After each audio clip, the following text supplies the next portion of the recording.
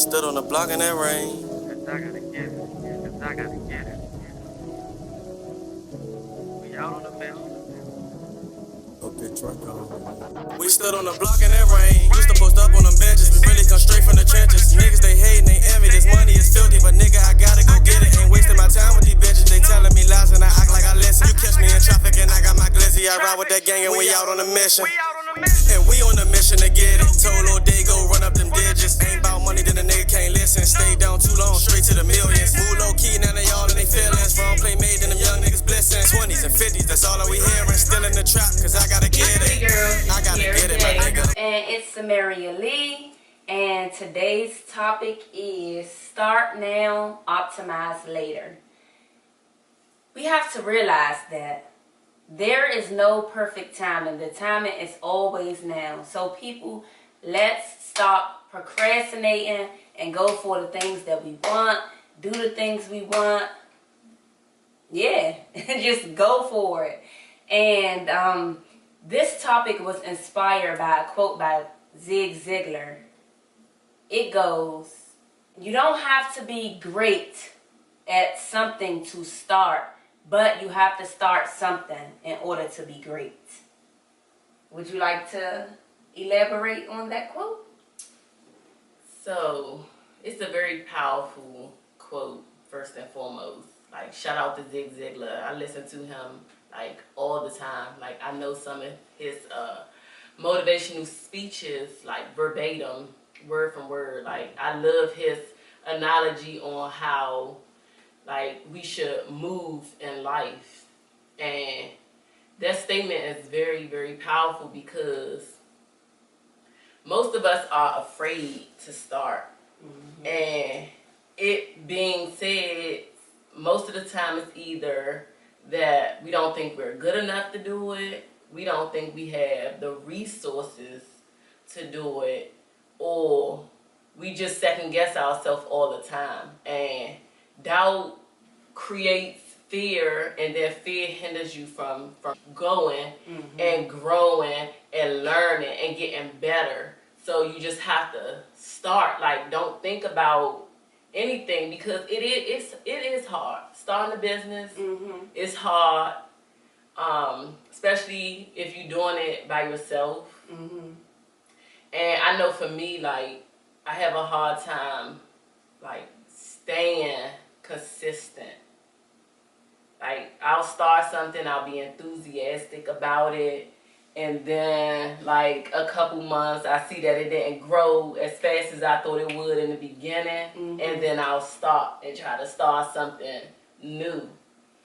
Yeah, and you saying that it wouldn't grow as fast, I was just thinking in my head about why a lot of people don't start.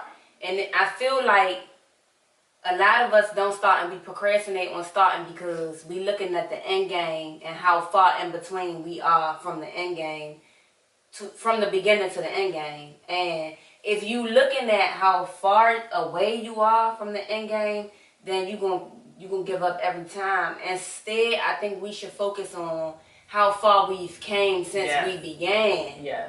So you start something, it's not going to start off great. Like Will Smith always say, you build your empire brick by brick. You can't, a building won't just magically appear. You have to build brick by brick. You got to take it day by day, moment by moment.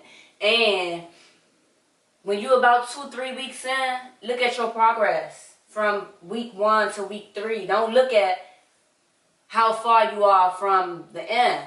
If you want to start a podcast, of course your first episode is not going to be as good as the Breakfast Club. So don't compare. That's another thing. Don't compare your work to people who are successful work, because they've been doing it for a while and it took them a minute to get to that point. But when you constantly comparing your results to their results, then you always going to feel like discouraged because, dang, I'm not good enough. You're going to feel like you're just not good enough because you comparing your work to somebody who's already there, or you looking at your end game when you should just be looking at your progress. Yeah, it's just so it's imperative it's imperative to go by your progress, because then you will be like, dang, look how far I came already, and you will be encouraged to keep going and keep going and keep going. Even if it's just a week's worth of progress, you will be amazed. Like when I first started doing nails, I had a few nail inspiration Instagram pages that I will go to, so that I can practice so my work can be as good as theirs. But it was levels to the inspiration pages that I had. I had one girl, she had like 200 and something thousand pages. She was bomb, like bomb, but that's kind of like my end game. So I didn't compare my work to hers, and I didn't look at her page as much. But then there was a girl, she started a couple years before I did. She didn't have that many followers, but she was doing her thing. And my goal was to get as good as her first. And then I practiced till my work started looking as neat as hers. And then I was like, dang, next thing I know, boom, I had all these followers and stuff, and I was almost at the girl who I felt like was too beyond me at my beginning point. So what I'm saying is take it easy on yourself. Do it step by step. Even if you are going to compare your work, don't compare your work to the greatest person that's doing it. Compare your work to somebody that's just starting out like you. And I don't even want to say compare, because I feel like it shouldn't be a comparison thing, but be inspired by, make that person an imaginary mentor to you. Because I think that's where the scariness, if that's even a word, comes in, when you start comparing yourself to somebody else. And perception is everything. You look at them and you see, oh, their work is good, but look at their engagement and look at their followership. Like, they have so much more followers than me. So you envision it as they're here and you all the way back here, and you got all of this space like to grow. And like Samaria said, instead of looking at how much further you have to go to get to where this person you aspire to be like, you're not looking at the progress that you already made, how good your nails have gotten since you started, how many more clients you have picked up since you started, and also how many followers you have gained, and how much people are showing you love for the work that you are doing. But that's the scary part. When you looking at somebody, it's good to be inspired by somebody else that's doing what you want to do, because sometimes it's like that person have built like a roadmap to how you can get there. Even though you make it your own, they build like a roadmap and that helps you along. But it's scary to see, like, dang, they all the way up here and I'm still all the way down here. Like, your ego start telling you, what you doing, asking you, what you doing wrong? Like, you need to be doing, like, no, just take your ego out of it. Continue to do what you're doing. Be inspired by others, and just move forward slowly. Like, take minor steps, bit by bit, and don't worry about how fast something should take off. Because once you come up with an idea, your mind is going to think of a plan, but the plan might not be the plan that's set out for you, like the plan that's going to happen in reality, the plan that you make up in your head. Because I do it all the time. I make up these grand plans, and it feels so good in my mind. I just know it's right. I just know it's going to happen. And then when it don't happen, I'm like, dang. And I get a little disappointed, but I've learned to not be discouraged by it. I move into everything that I do with enthusiasm, just because I have blind faith that whatever I do will work. But I have to learn how to follow through with it.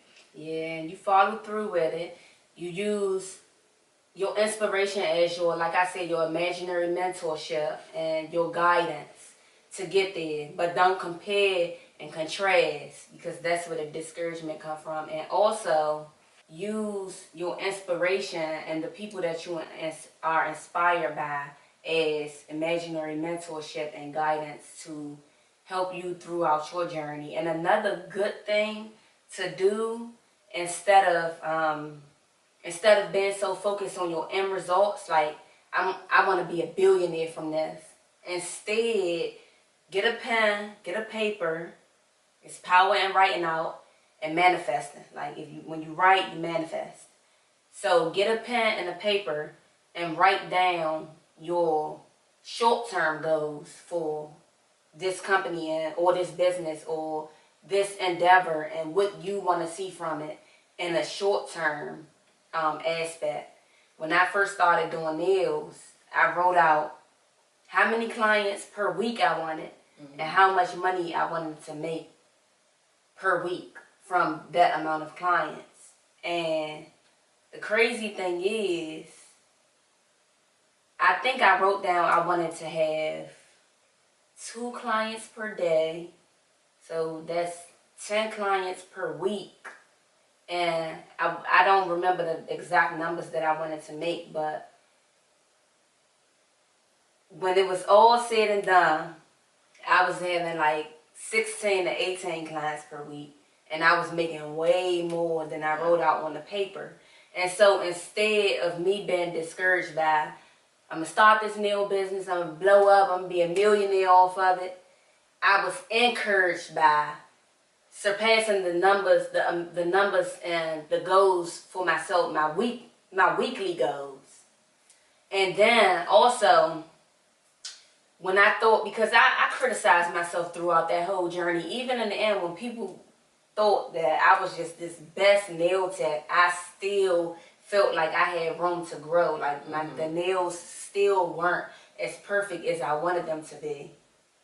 Some of them were. They were really pretty, but I still just felt like I was taking too long to do them.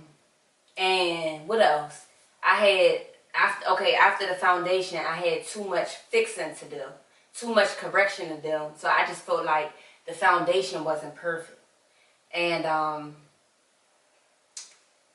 but throughout my journey, I will post my nails from the beginning.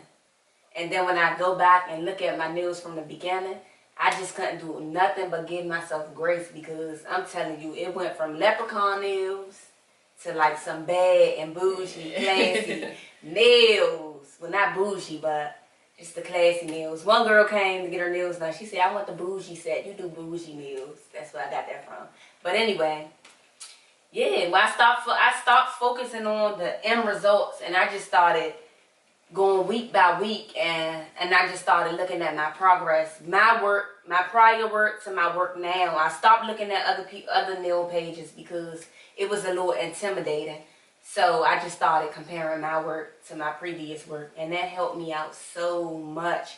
And that's my point exactly. Like, we can't determine our success based off comparing our work and our results to other people, because we'll fall short every time by doing that. By doing that, even on the aspect of you comparing your work to somebody's work that's not as great as yours, and then your ego become big. You think you're doing the best job out here, so you start practicing to be even better, and you just become stagnant in your work because you already think you so tight that you're not even working hard to be better no more. So you just stuck. Your business is just stagnant at that point. Like, so it worked both ways. Yeah, and I think that quote, you don't have to be great to start something, but you have to start something to be great. I think it ties into a lot of life situations. Because I remember being in California and speaking to one of my coworkers, and she was asking me, when you gonna become a mother? And I'm like, when the time is right, I'm not ready. And she told me there would never be the perfect time to be a mother. You just have to do it, because you'll learn on the way. So if you can think about that quote, and you can tie into other life situations. It doesn't have to be about starting a business. It could be about moving into your first apartment, buying your first car, becoming an influencer, getting the car you always wanted, getting a job. You won't know how it is until you do these things, and you can't let fear stop you. And also, on another note, when it comes to starting something, there's also people out here that don't think that they're good at anything, or it's nothing that they really like. Because I had a cousin tell me, she was like, I don't like nothing, and I'm not good at anything. And I had to tell her, like, first of all, you're good at doing hair. That's one thing you're good at doing. And she like, well, I really don't like doing hair. I said, but it's something that you're good at. And what you have to realize in this life, like sometimes you don't get to do what you love right away. Mm-hmm. But because you're doing something that you're good at and it's bringing you like good money doing it, you can invest later into something that you love when you figure out what is my passion, because some people don't find their passion right away. Right. So it's like I read somewhere where in a book that talks about using each vehicle to get to the next. Mm-hmm. Like you have people in the music industry. Music is not their first choice. Rihanna. But yes, perfect example. She loved music and she was good at it. So she used music, gained popularity, capital, fame, mm-hmm. and she used that leverage and that money to start things that she really loved. And it was very beneficial for her. So sometimes it don't start out the perfect route for you. Yeah, and you use what you have as a platform. And then that also goes into everybody don't start out rich. So it's a lot of people out here that don't start because they feel like they don't have the resources the money, and just the resources and the money. And we can't let not having a certain amount of money stop us from doing something that we want to do. Because it's people that start with nothing. You got some people out here that start. The little boy, he have a clothing line. I can't remember. Is this Spurgo? Spurgo. And he has a store too. Yeah, he has a store. But he started out with, I think, $125 that he got for his birthday, his 11th or 12th birthday, one of those birthdays. He invested that $125 into making a few t-shirts, and he ended up with a store. So everybody don't start off with a $20,000 business loan to get kick-started off the ground. Some people start with $50. Some people start with $20. Some people start with $125. I think also Milano, Beirut, she started with a small amount of money too, and I think she just started with one t-shirt. And that t-shirt that she invested in probably costed her about $25. And now she have a multi-million-dollar empire. So we can't be discouraged by not having the funds to do the things that we want to do either. So we have to go for it. We have to go for it. And you have to change your mindset also. Mm-hmm.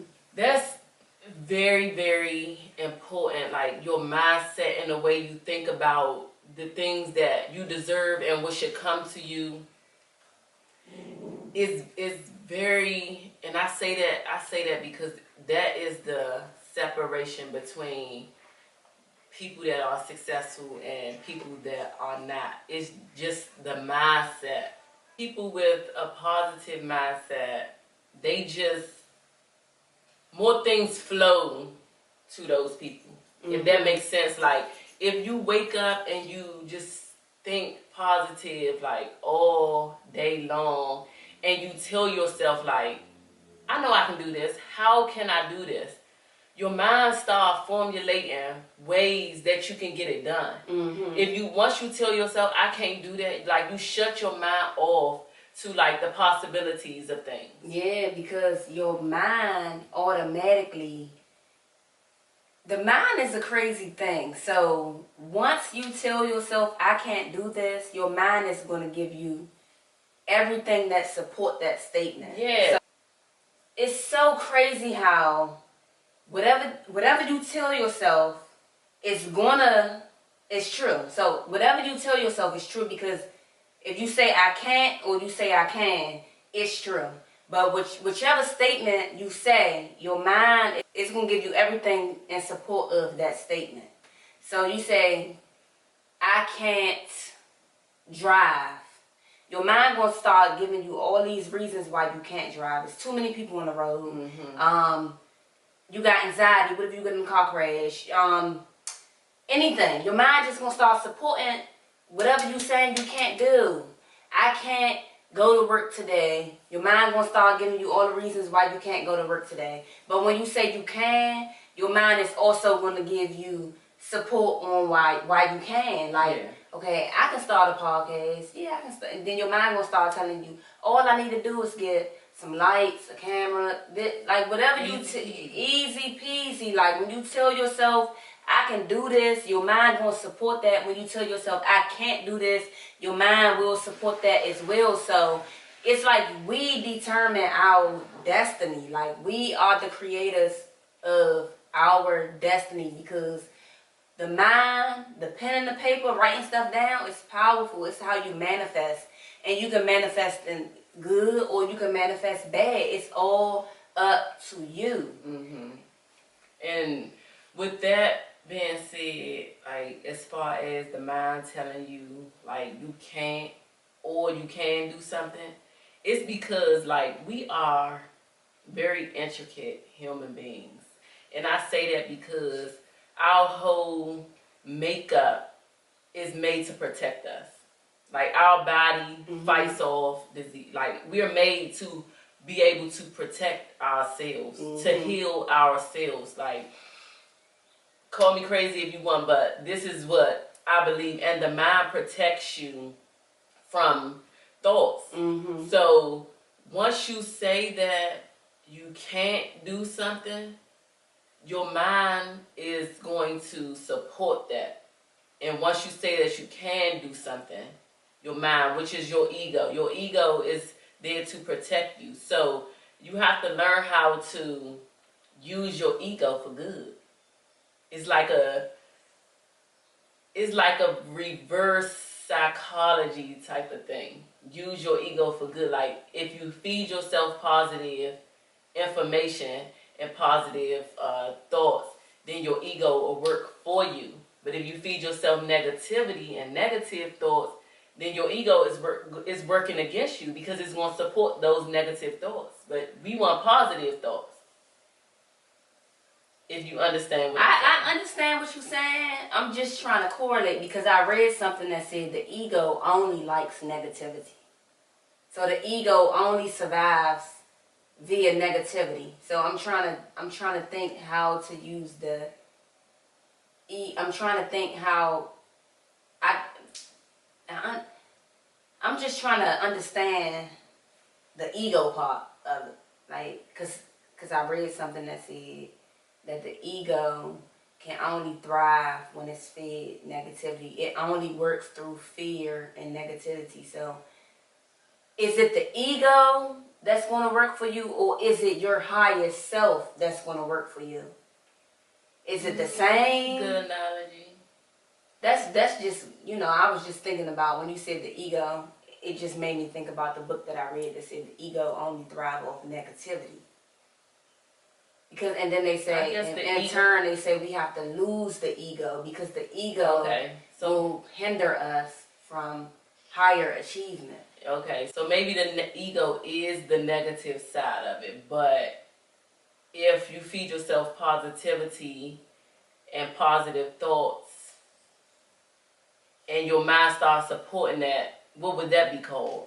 I feel like once you start feeding yourself all positive thoughts and you start doing the things you love, then I feel like then you stepping into your highest self. And then the ego dies off. The ego dies off, and then I feel like the universe and God and, you know, the higher power is working on your behalf. Okay, I can agree with that. And yeah, that's so that's what I feel like. Instead of the ego is working for you, because I feel like the ego work against you most of the time. So once you let go of the ego, then you open yourself up to your highest self.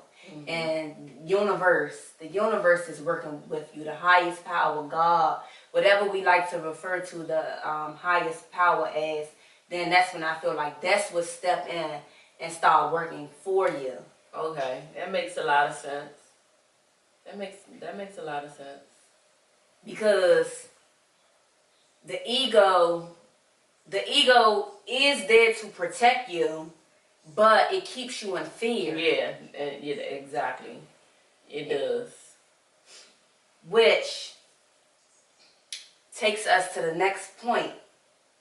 Removing fear. Everything that we want is on the other side of fear. So once we get rid of those fearful thoughts, I can't do this because this, I can't. We should have all been taught as children that I can't shouldn't be in our vocabulary. Because it might sound just like a one-letter word and then a four-letter word followed by that, but it's a very powerful statement, and it determines what we do in life, what we achieve in life, and how we live our life. Like, I know someone that has anxiety, and she says she can't get on the escalator. But it's so many people going up and down, coming down the escalator all day, every day. And she can get on there, but this anxiety, this illusion in her head is telling her that she can't. And it's creating this fear, like if she get on, she might die. Something might happen to her if she get on. And so yeah, on the opposite side of that fear is her getting on the escalators, just going up, getting off, walking the mall, like realizing it wasn't that bad. Exactly. And I feel like it's like that with success as well, because I feel like a lot of us have anxiety when it comes to being successful. Some of us are even afraid of success because we've been living this average life all of this time. Like, what are we even going to do when we get money? Like, how are people going to treat us? Are we going to lose friends? All of these questions start arising. We worry too much. Like, we worry too much. And then also connecting it back to one of our previous topics where we were talking about removing ourselves from toxic environments and how fear of not having a paycheck will keep us in a job that we want. Staying in that job that we don't want, staying in that job that we don't want, it will also hinder us from opening the doors for new opportunities. So this is just how fear can prevent us from doing a lot of things, but also going further in life. And like reaching the heights that we want to reach, the successes that we want to reach, the fear of the unknown, or fear of whatever you have fear of, will keep us very far away from the life that we're supposed to live and the life that we want to live. Yeah, and I think a lot of people are fearful in that way of just being like they whole true self.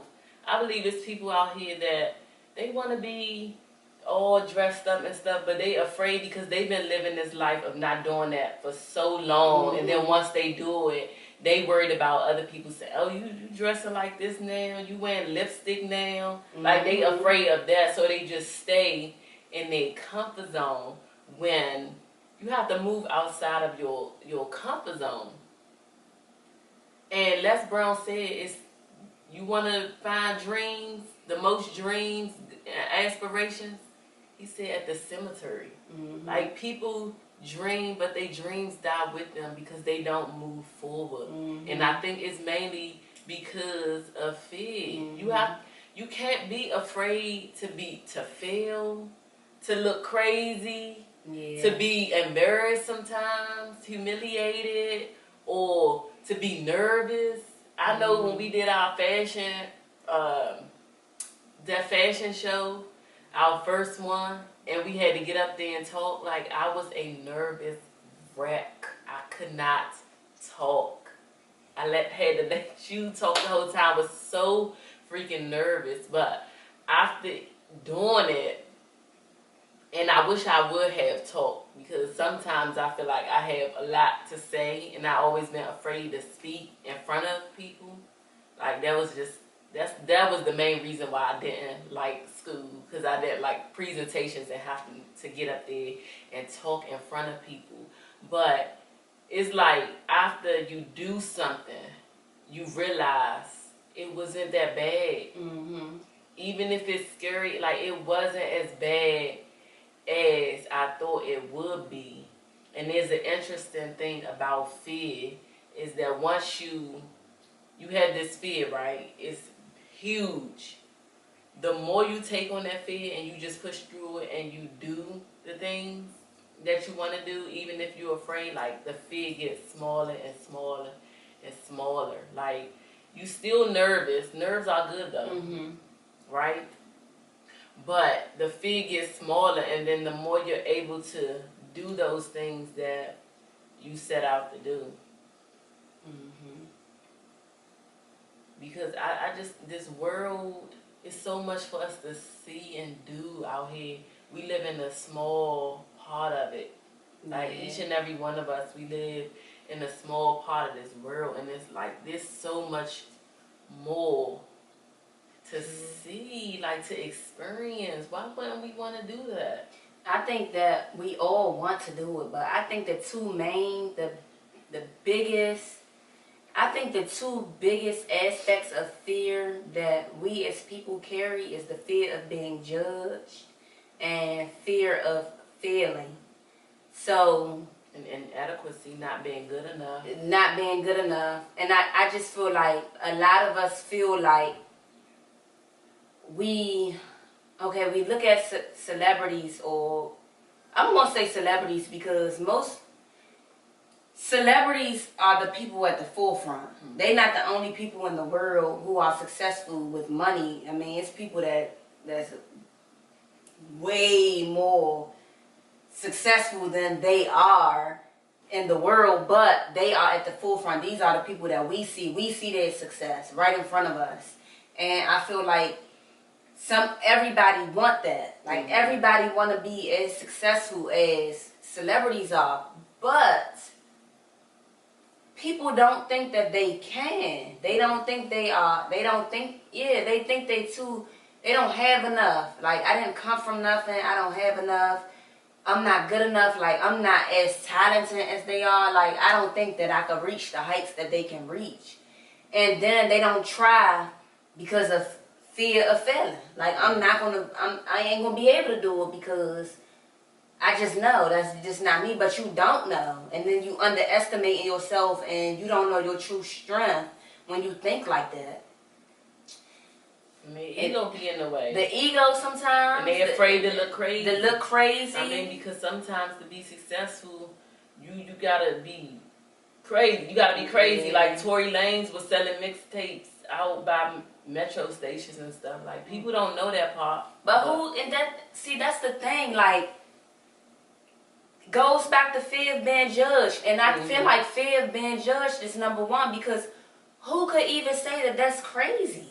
Like, who's to decide what's making a fool of yourself? Yeah. Who's to decide that? But in our head, I can't do that because I'm going to be making a fool of myself. But the judgment is coming from you first. You don't know if people going to look at you and be like, you're making a fool of yourself. You're judging first. And it's because you will be judgmental of someone that's doing that. You get what I'm saying? Like, you were saying, dang, he crazy. You, in your head, you would think, dang, he or she is crazy for doing this. So, you're not going to do it because you're judging. Yeah. Well, me, I think I'm more so, when I say that people would not want to do that because, you know, that might be crazy to them, is because I have a fear of selling. I cannot, when I go into a store and somebody is badgering me, can I help you? And they trying to sell me something, I hate it. So I would hate to be the person that's selling something that's getting on somebody else's nerves. When I should be respecting their hustle, it scares me. And that's why I say judgment. I understand, but yeah, that's judgment. And people don't want to look crazy because they may think he crazy, he out there selling these mixtapes for $5 and then for $5, and then 5 and 10 years down the line, you see that he's this big artist, and you realize like that's what it took. Like he had to get crazy. He had to not worry about what people, and that's what I say when I mean get crazy. He had to all that pride and all that out the window. He just had to be like, I'm going to do what I got to do because I believe in myself. That's what I mean by get crazy. But that is a fair amount of selling things because I just think it gets on people's nerves. But that's because it gets on your nerves. Yeah. So it's a projection. Like, it might not bother other people. Some people might walk into the store and they might be very much appreciative of that person. Can I help you? What about this? Do you want to buy this? Because they need some assistance. They coming into the store, they don't know what they want to buy. So that person that's telling them, I think you should buy this. This is a good fit for you. And it might not be them just badgering, but it's them doing their job, selling these products. And this person is appreciative of that because they went into the store unsure. Now because you went into the store sure, you know what you want. You don't want somebody all in your face keep telling you, buy this. Now you think they putting the pressure on you. Yeah. But it's really just them trying to sell you something, and that's a part of their job. They are salespeople, sales associates. And in your head, it's the judgment. Instead of seeing them as sales associates and just doing their job, you are seeing them as somebody that's trying to press you out about buying something. That's judgment. And then now it'll prevent you from going into a sales position because you judge that position. Like, it's a judgment in your head. Yeah. And so that's what I mean by judgment is the biggest thing. Like, it's the biggest thing. And I just had to speak to someone, let her know, like, you saying that you don't post certain things on social media because you don't want to be judged by it, but the judgment is coming from you first. When you think about posting this picture on social media, if you feel like people going to judge you for that, you're judging yourself for that. Or you may have judged someone else for that. For posting that, and you about to post something that's similar, so you like, I'm going to get you. Yeah, I get it. And now that you said that, I could be more aware of it. Of me doing that and then just realizing to be, I'm not disrespectful about it or anything, but I can now respect their hustle and their job. You know, respect how they supposed to move in that place. So yeah, I understand now, and you are absolutely correct. Yeah. And if we take the judgment out of things, we won't see people hustles as crazy. We will see people hustles as their hustle. Like, damn, he really got the strength and the courage to come out here and get in front of people and sell his CD for $5. Like, and that's what separates rich people from poor people. Rich people take their egos and their pride and they let it go. They let it go. They're not ashamed of things. Like, we sometimes who don't make it in life, it's because we are ashamed. Like, we shouldn't have this shame to us. We shouldn't be fearful of looking crazy because it shouldn't even be looking crazy, but we judge ourselves. Yeah. We judge ourselves, and it stems from childhood. I remember when I was a kid in elementary school, all throughout school, matter of fact, it's so many times the teacher, like, I'll be clear, do everybody understand? And if you don't understand, raise your hand. And I never raised my hand. And I had to figure it out on my own because I was too afraid to raise my hand. I feel like I'm about to cry. because I feel like I'm about to cry, because just imagine how many people just don't know, and we don't ask because we feared of being judged by people. Like, if we raise our hands in class, people might say we stupid. Yeah. Like, or That is if so we true. do things, people might say we look dumb for doing it, but we really doing it because we want to be a better person, or we don't know the answers and we want the answers, but we get judged so much for everything that we just be stagnant in life, and we have to break that cycle. We have to stop judging each other, and we have to start normalizing when people go beyond and above and beyond to get the things that they want in life. And I'm not saying like doing things that's outside of your character, because we shouldn't do things outside of our character, but I'm saying, like, if you make a fool of yourself to go far, don't worry about who judging you. Do what you have to do. And I saw this, it made me think about the lady that I saw yesterday while I was out. It was a family, an Indian family. And they had signs up that said they needed help because their 18-year-old daughter died in a car crash, and they needed help to pay for the funeral. And I'm just thinking, I was in the car just thinking about, damn, like, funerals cost so much money, right? Mm-hmm. But it's a lot of us, it's a lot of us that don't even bury our loved ones because of fear of looking stupid or fear of having to ask for help. But it all comes from just being judged. Yeah. It just comes from being judged.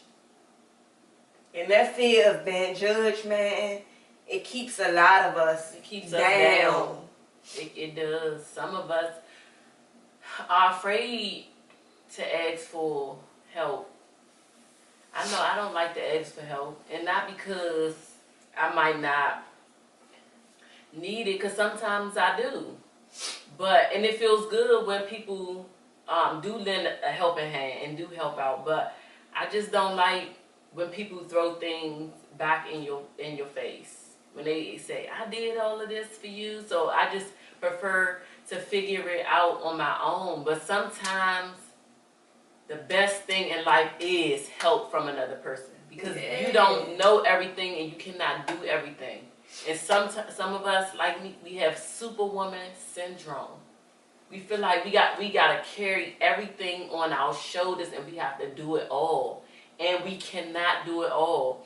And we need others to help us. We do. We all need this. People, we make the world go around. Mm-hmm. We need that. And we have to learn how to accept help and give help. Or we gonna always keep wondering why, like, this mental health apocalypse is gonna get bigger and bigger and bigger, because we trying to do it all and be superhuman, superheroes and all of this stuff. It's driving us insane. Mm-hmm. And we keep everything bottled up. Exactly. And it's showing, like, it's coming out in disease, it's coming out in mental health.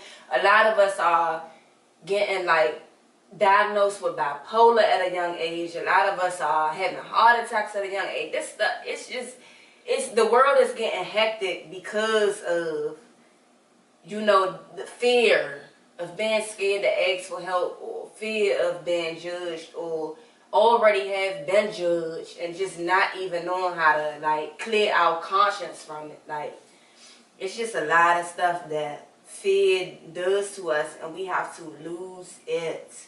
We have to lose it because we are in a warfare right now.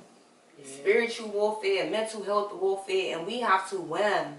We gotta win this war against us. We really do.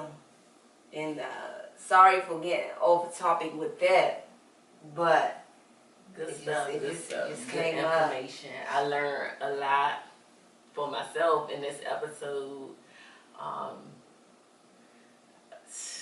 Awareness is very important, like, and just listening. Even sometimes you think you got all the answers, you have it all, like, it's okay to stand corrected. You don't have all the answers. Like, we don't. And we need each other. We need unity, like now more than ever. And we need to support each other, and we need to love each other unconditionally. And unconditional love means just loving. Just love. I just love you. There's nothing else behind it. It's no why I just love you. Just because you are you. I just Heart to love heart. you. Heart to heart. Soul to soul. Soul to soul. None of that, I love you because you do this for me, or no, I love you. And we need to teach our kids to be the same way. The same way. Yeah, we need and to teach our kids to be the same way. Like, love unconditionally. And let's not judge other people. Yeah. And be kind to other people. I feel like it just all start with childhood. All that anxiety, all that fear. It starts with childhood because sometimes kids are the meanest. I mean, I understand kids they say honest things, but yeah, sometimes growing up, I just felt like kids was mean. They was mean, so I never raised my hand. Yeah. And I just not know. I was the same time way. to take a test. I'm like, I feel, was the same pray way. I pass. And guess what? I just used to stay quiet, hope and pray that somebody asks the question that I want to ask and get my answer, so I don't have to ask it. But the smart person is the person who asks the question. It is. If we learn that you ask the question like you slow, or don't ask the wrong question, and the whole class is gonna laugh at you. But we should have learned that the one who asks the question is the smart one. Exactly. And that person is probably your Steve Jobs and Yes. the people that started Microsoft and the people, the inventors of the world are probably inventors of everything because they ask questions like, I want to plant a tree. How can I do that? Instead of, I ain't asking nobody, how can I plant a tree? I'm the same like I'm stupid. Like, we got to stop, man. We got to recondition ourselves and teach our kids the correct way so they can grow up the geniuses that they are. Like, the genius, we all born into this world geniuses. And when we first born into the world, we come into the world great, and we know that we great. And if you have a kid, you know that kids know that they are great. Because they will go against what you say. They don't listen to you real quick. You can tell your kid that roses are red, apples are sweet, the sky is blue, but they have to do the research on their own to know that that is correct. Somewhere between being birthed and college, we were taught to listen to what people tell us. And then somewhere between birth and college, we were quieted. Our voices were quieted. And even sometimes it start with the parents. Like, parents be like, stop asking me so many questions. That's probably why your hand always down in class, because your parents, Mom, what's this? Mom, what's that? Be quiet, you talk too much. Stop asking me questions. We have to stop that. We have to stop that. Like, life is a learning process. And in order for that greatness to be exuded in the end, we got to make sure we are teaching it in those years. Those early years, those are the most important years. Yes. Because that's when kids pick up their habits for life. And I'm talking about early years in between 1 year old baby and 10 years old. Like, because sometimes after 10 years old, it might be a little too, the kid already conditioned a certain type of way. So we gotta do better. Yeah, we gotta start now and optimize later. And what that means is start your journey now and you perfect it as you go along. Practice makes perfect. Like, you start now. And this is with anything that you want to do in life. Even if you want to eat better, you don't have to know a whole bunch of stuff about nutrition. But if you start now and start learning little things, 2 years from now you'll be able to cook a very nutritious meal. And just remember that in the words of Nipsey Hussle, it is not a sprint, it is a marathon. Hello. And that means it takes time, but in that time that it takes, you are building character and you're building a better you. I just told my sister the other day, like, I said, I'm glad that, because we always talk about getting rich and stuff. I said, I'm glad it didn't happen yet because we've learned so much thus far. And what we learn now is what we need to be able to sustain wealth. Because anybody can get rich, but it's how you want to keep it, how you want to flip it, how you want to invest it. Like, those are the things that are most important so that you can have wealth in the long term. So it's very important, like, to just focus on the journey, the climb, the build. Like, focus on that. And then when you get there, you'll be so much better off. Don't rush it. Don't try to skip steps. Like, just take your time, piece by piece, step by step, a little bit every day. Even if you don't have that much time to spare, you can start with 10 minutes a day. Yeah. And build your way up. And that's all I have. You have anything else to add? I just want to say, go for it. Go for it. Don't let nothing stop you. Don't let nothing stop you. And then I will end it here. No matter what you've been taught in life, no matter what your circumstances were, no matter where you grew up at, no matter how life was for you. I don't care if people called you poor, if people called you privileged. I don't care. Whatever the situation is, just I want to say that you are great. You was born great.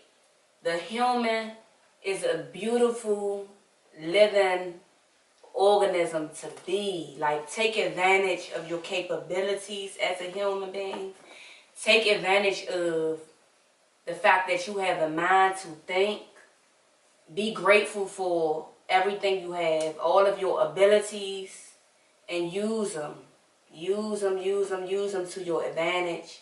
They were rented to us for a certain amount of time. This life was rented to us for a certain amount of time. Let's make the best of it. Yeah. Go start now, start today, because tomorrow is not promised. Shoot, 30 minutes from now is not promised. If you got something that you want to do, start now. And with that being said, do everything with love, with class, and with peace, pretty girls.